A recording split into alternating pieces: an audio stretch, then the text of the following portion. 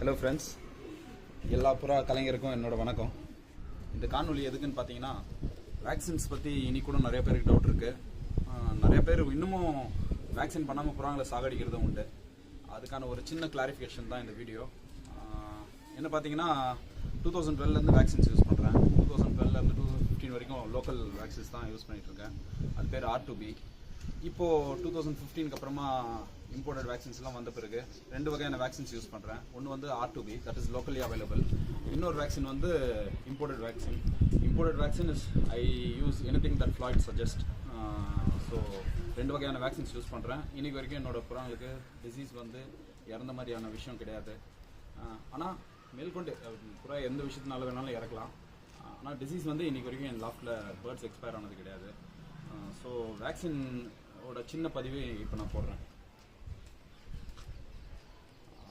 Vaccine பேசிக்காக எப்படி பண்ணணுன்றதுல நிறைய பேர் டவுட் இருக்குது. என்னோட நார்த் இந்தியன் ஃப்ரெண்ட்ஸு புனேலேருந்து கூட கேட்டிருந்தாங்க எப்படி பண்ணணுன்ட்டு. அதுக்கான சின்ன இதுதான். இந்த வேக்சினில் வந்து அட்ஜஸ்டர் இருக்குது. 1 ml வரைக்கும் வேக்சின் பண்ணலாம் எந்த அனிமல்ஸுக்கும். ஆனால் பேர்ட்ஸுக்கு வந்து ரெக்கமெண்டட் வேக்சின் 0.25.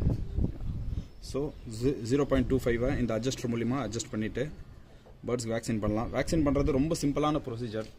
2 பேர் தான் தேவை, ஒருத்தர் புறா பிடிக்கிறதுக்கு இன்னொருத்தர் வேக்சின் பண்ணுறதுக்கு. ஸோ சிம்பிளாக நார்மலான பேர்டை கேப்சர் பண்ணிவிட்டு இந்த மசில் ஏரியாவில், நெக் மசில் ஏரியாவில் இன்ஜெக்ட் பண்ணிட்டு ஒரு புஷ், அவ்வளோதான். பாருங்கள், each push will count. So 0.25 ml per bird and 2 times vaccine in a year.